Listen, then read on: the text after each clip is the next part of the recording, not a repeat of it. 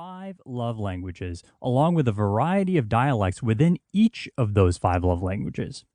He tells us that once you learn your spouse's love language, the sky is the limit to the way you can express love in meaningful and lasting ways. Are you ready to learn what the 5 love languages actually are? Here's a quick overview of each one. Love language number 1 is words of affirmation. Number 2 is quality time. Number 3 is receiving gifts. Number 4 is acts of service. And number 5 is physical touch. Now, in the coming big ideas, we'll go over each one of these love languages in detail, as well as how to use them. But before we get into that, it's important that we talk about what it really means to both be loved and to give love. Big idea number 2. Everyone needs love. Quote, "At the heart of humankind's existence is the desire to be intimate and to be loved by another.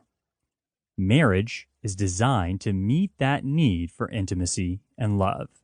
Unquote. The word love is used in reference to all kinds of things, from loving food to loving people to even explaining behavior. For instance, "I did it because I love her." Often, this idea of love becomes a negative thing.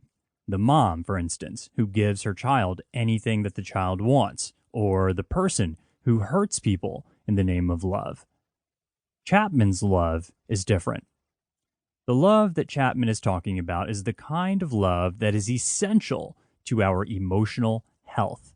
The need for love and affection, the need to sense that he or she belongs and is wanted. As adults, everyone needs this type of love. When you don't feel this love, you tend to react badly, even hurting the ones you used to feel that you loved. Marriage usually begins with a couple feeling deeply in love. They see each other as nearly perfect, missing flaws that people around them can see clearly. They believe that they will always feel these love tingles and that they will always be happy. Our society has led us to believe that if we really are in love, that it will last forever no matter what. But unfortunately, this just isn't true. When life after the wedding settles down, reality sets in, and the in-love feeling can be exchanged for resentment and disappointment.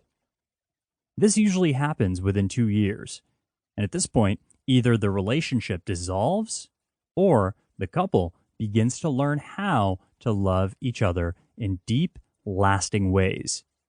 The 5 love languages are the 5 main ways that long-term love and committed relationships can succeed.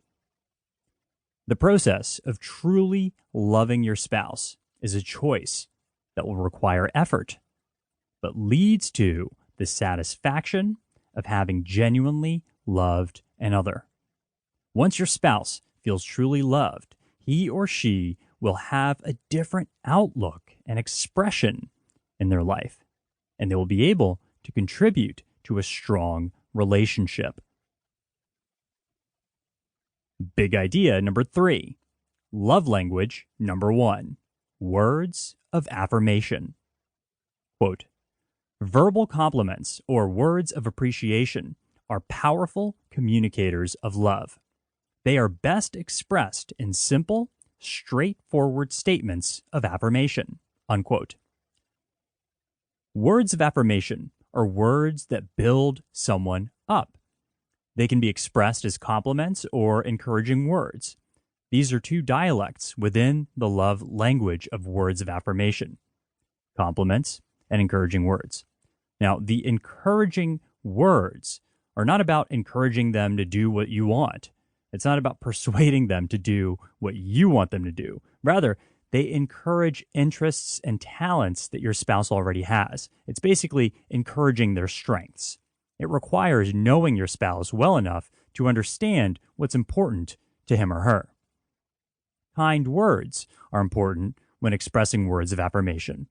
The same sentence can be felt as cruel or loving depending on the way it's said. It's important to communicate with kindness. Kind words also mean not